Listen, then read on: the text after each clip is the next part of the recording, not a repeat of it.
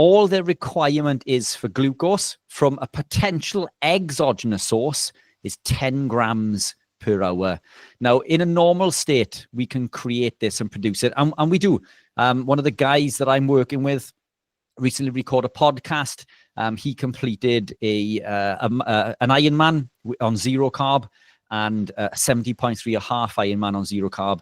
This guy is in his late 50s, I believe, by memory. Sandy, incredible athlete. And he achieved this in 10 hours and something. So I think it was just over 10 and a half, 10 hours, 40 something, I think. On a better course, he would have been sub 10 and a half hours, which is an incredible time, not only for any athlete, but for someone in their 50s, you know, and I think it's late 50s. That's incredibly impressive.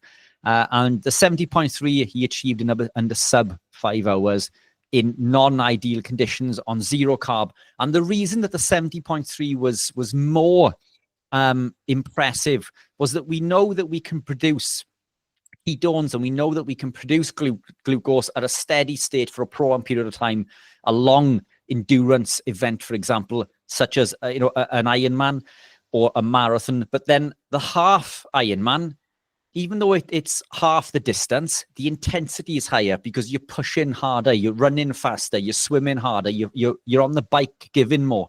So the fact that he managed to achieve this on zero carb just adds more weight to the fact that our requirement for exogenous glucose is non-existent.